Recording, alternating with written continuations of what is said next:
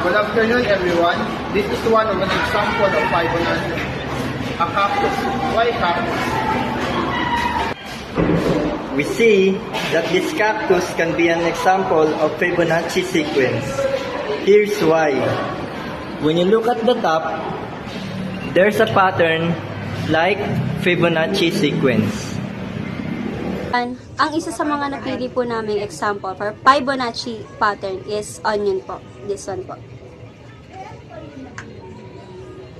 Kaya po namin siya napili dahil po sa pattern niya na mula sa maliit papunta sa malaki. Then paikot po yung pattern niya.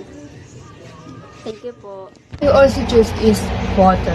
Kung makikita niyo dito sa video, ang pag-ikot ng tubig ay nagkakaroon niya siya ng shape and naglilipis lang din yung hugis niya sa bawat ikot ng tubig. Presenting another example of Fibonacci sequence, which is the snail shape.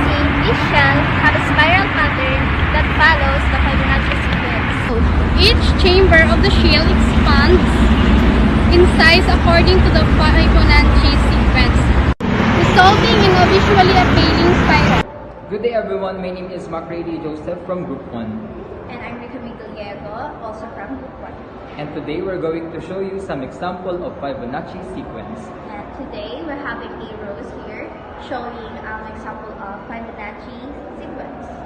And also shows a golden ratio na kahit anong ganyang pagbali-baliktad, ganun pa rin po yung pattern niya. And yeah.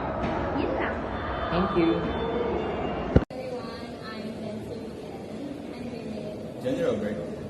We're from Group 2. We choose fun as an example of a Fibonacci sequence because it's, yung takip niya, meron siyang pattern which is yung head to head. And meron siyang bilog na shape sa edge. And kahit tanggalin mo yung isang part pattern niya, which is yung may ulit to head, magpapantay pa rin siya tignan. And So yun kayo guys, ano nakikita nyo sa paligid na nagre-represent ng Fibonacci sequence? Katulad na itong electric fan na ito, makikita mo siya kung saan saan. This song is God.